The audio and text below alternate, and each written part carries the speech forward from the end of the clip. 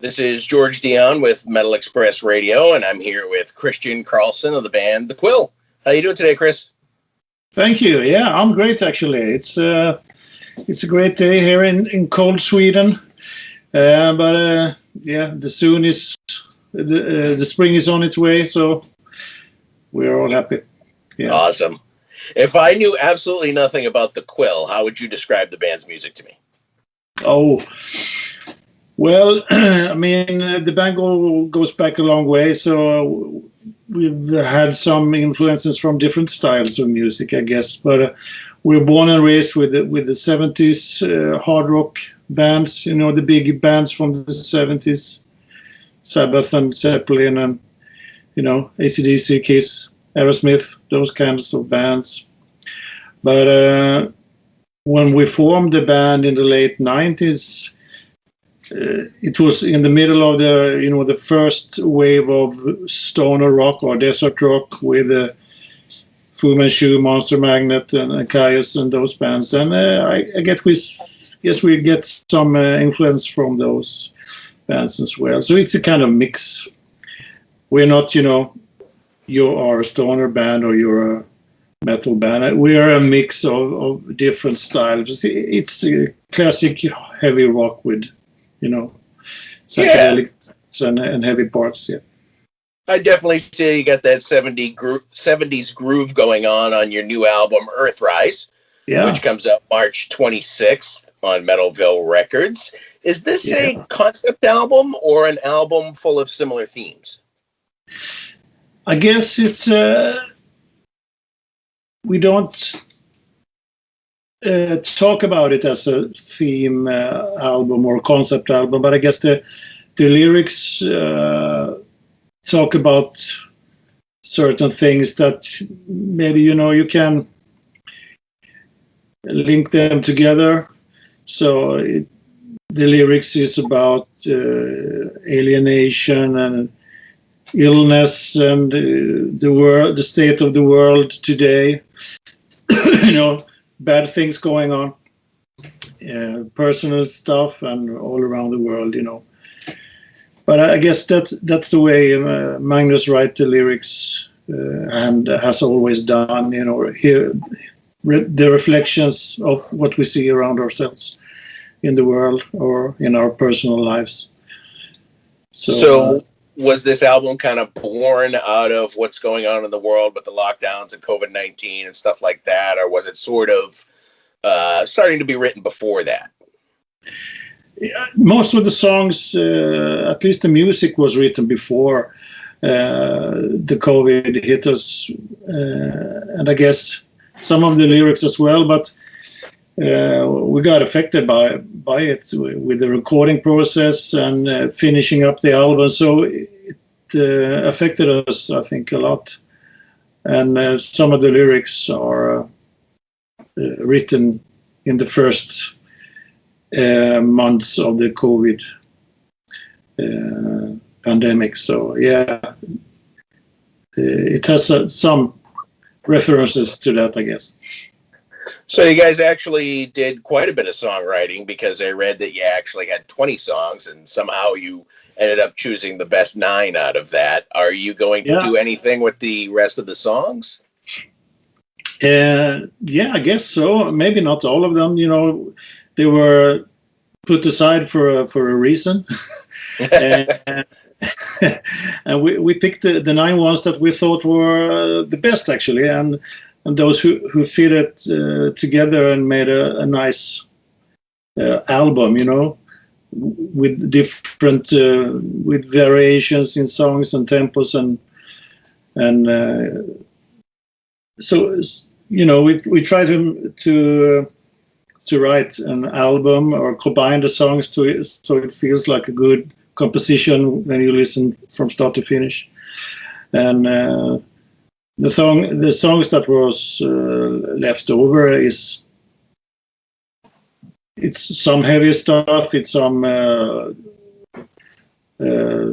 low tempo stuff, and some psychedelic stuff, just like the songs on the album. But we will see what happens. Maybe we do some EP or singles or B-sides or it's good to have more songs for future releases. So absolutely. Yeah. Are you the kind of band that gets together and does their recordings, or do you guys kind of each submit your parts and it's kind of all put together on computer? We are very much a live band. We have a rehearsal space that we has had for ages, and we have all our stuff there, and we try to meet up at least once a week, the whole band, and figure out new stuff. And every time we meet, someone has a new riff or a new idea for a song, and then we just jam it and try to put it together. And that's the way we work, actually. And then we, record it with our phones just to remember what the songs are like, and then, try to rehearse everything over and over again until we have enough songs to book the recording studio, and then we just go ahead and make an album. So that writing process is pretty extended for most times, because everyone is a songwriter, and it takes a good amount of time before everyone is happy with the songs. But it's a good thing, I think. So it's a shorter album, 9 songs. Your first single is "Keep On Moving." Great song. Actually, the whole album's great. Are there any other particular songs that you're kind of drawn to more than others? Yeah, I got some favorites. I think one of the longer, more extended songs, "Dwarf Planet," is one of my favorite. It builds up in a mellow way the first minutes, and then expands to a big, heavy song, and I really like that, with different moods in it. I'm also very fond of the song 21st Century Sky, which is, kind of the same tempo as Keep On Moving, a shuffle tempo, the boogie kind of old Black Sabbath style of groove. I really love that. And I think, that's a favorite as well. Awesome. And you're going to be releasing the album in multiple formats. You're going to be doing CD, you're going to be doing digital, and you're going to be doing vinyl. Are you I was going to ask you if you were a fan of vinyl yourself, but I can see in the back there, you are a fan of mine. Actually, I am. That's the way I started to listen to music when I was a kid. It was the vinyls. And luckily, I didn't sell them, as many people did in the 90s. Oh, yeah. Yeah, so I kept most of them. And then, for the past, 4 or 5 years, I started to buy vinyl records again, buy new stuff and buy old stuff. So, yeah. I think music is perfect for it. Your music is perfect for the format, as the way it sounds.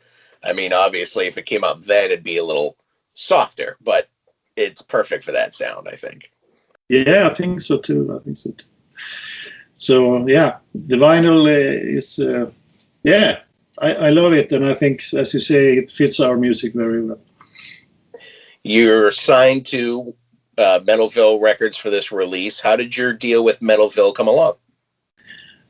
Yeah, actually, we've been with them for ages.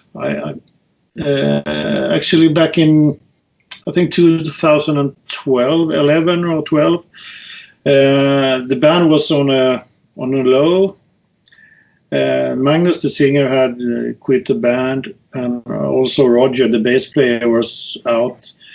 And myself and Jolla, the drummer, hooked up with a couple of other guys and tried to write new songs. And we did a demo, and we sent it out to different labels, and Metalvil was interested in releasing an album. So That's where we started with them. Actually, it's like 8-9 years ago, with the kind of Mark II of the Quill, and then we got the old guys back in the fold, and we are really happy with that, because this is the band is supposed to be like the four guys that are now in the band is the original, and when we're together we get this special sound, I think. So right, it's great and it's very creative.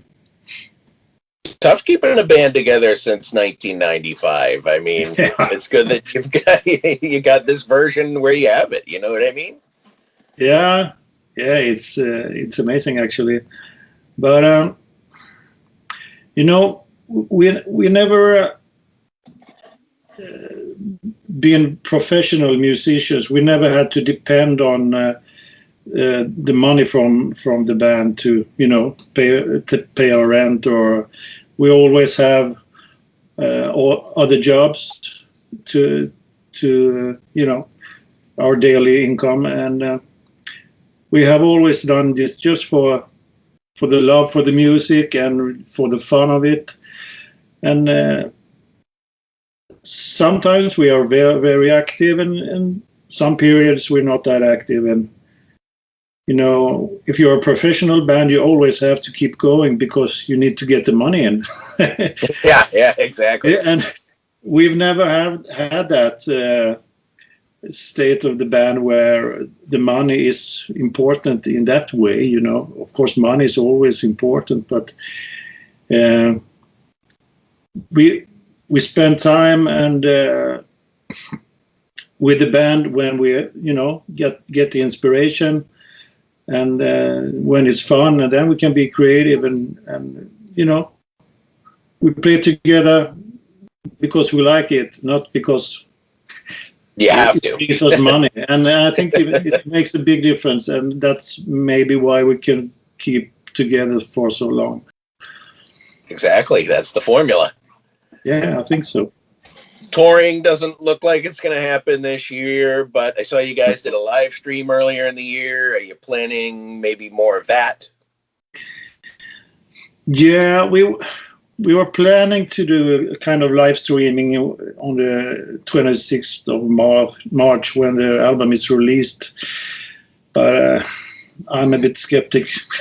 Yeah, if it's possible. So yeah, I don't know actually.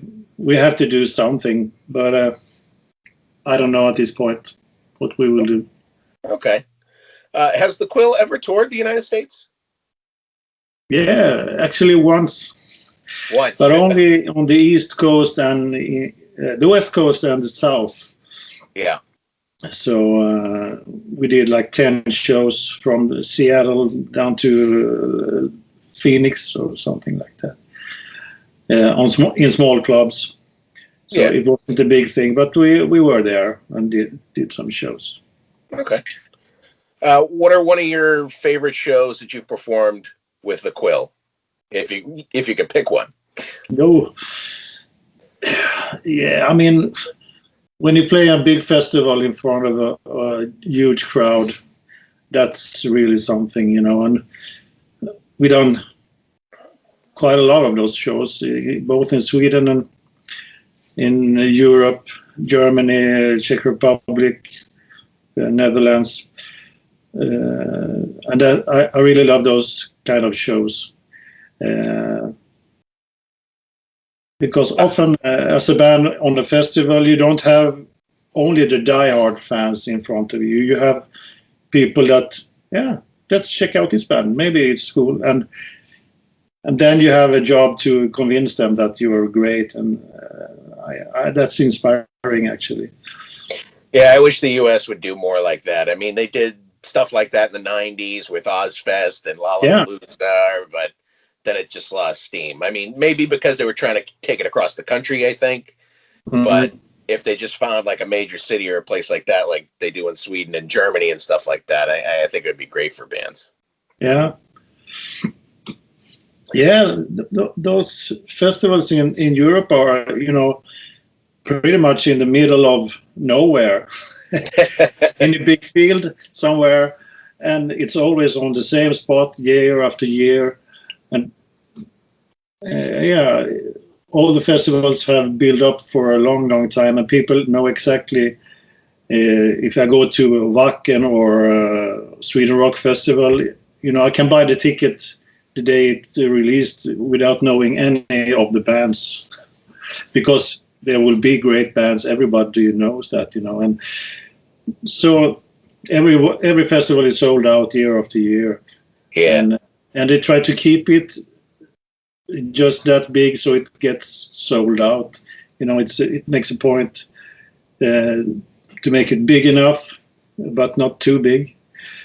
So exactly. it will always be crowded and always sold out, and people know it will be a great party for a few days, and the bands come and know it will always be crowded from the stage. And yeah, it's a great thing with those European festivals. Have you ever had a show that was just terrible? Yeah. A lot of them. Sometimes, the technical stuff fucks up. The guitar strings break, the pedal board breaks, everything is quiet, and you don't know what the fuck is going on.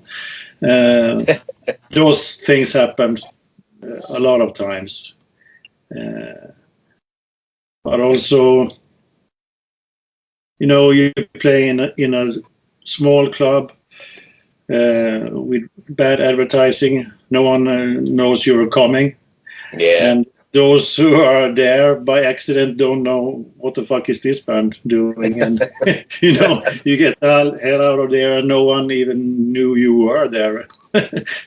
There was some band, they were pretty okay, but I don't know who they were. When you have those kind of shows, you really think, what the fuck am I doing? What is the purpose of this, Yeah, I used to be in a cover band and locally, and it was like that sometimes. Sometimes there'd be like 5 people. Other times there'd be like 100, but Yeah. I hear what you're saying.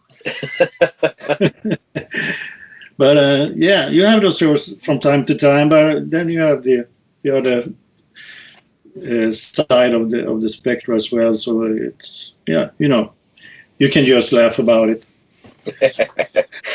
So on your Facebook page, I noticed you guys are doing like a beer of the week.